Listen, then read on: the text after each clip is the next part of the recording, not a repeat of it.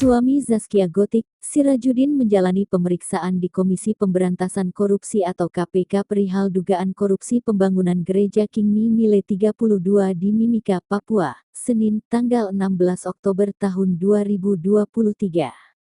Usai diperiksa sebagai saksi, ia irit bicara dan berusaha meninggalkan halaman gedung merah putih KPK menuju mobilnya. Sebelumnya, juru bicara KPK Ali Fikri mengatakan pihaknya memanggil Sirajuddin guna pemeriksaan sebagai saksi dalam penyidikan pengembangan perkara dugaan korupsi pembangunan Gereja King Mimile 32, Kabupaten Mimika, Papua. KPK sebelumnya telah memanggil Sirajuddin pada Rabu, tanggal 20 September tahun 2023 dan tidak hadir tanpa konfirmasi alias mangkir.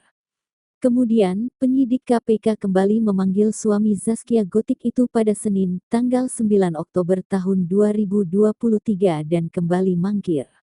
Komisi Pemberantasan Korupsi (KPK) mengungkapkan suami penyanyi dangdut Zaskia Gotik, Sirajuddin Mahmud, menerima uang dari tersangka korupsi pembangunan Gereja King Mimile 32 tahap 1 tahun anggaran 2015 di Kabupaten Mimika, Papua.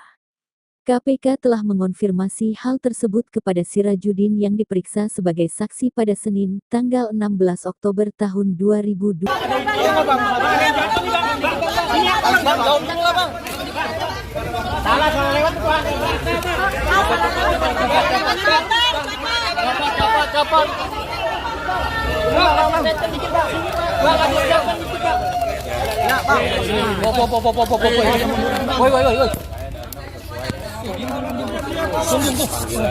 Oleh KPK mundur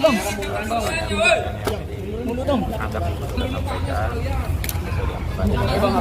lengkapnya silahkan aja nanti kita Bang, sampai jual rumah itu karena Jadi bantuan terima aliran dana atau gimana? Bantah, Bang. saya udah sampaikan Gimana, Bang? kalau jual rumah itu harus bawa kebijakan dari Arif. tadi udah saya jawab ya. Bang, tapi jual rumah bener itu, Bang. Terkait ini, Bang.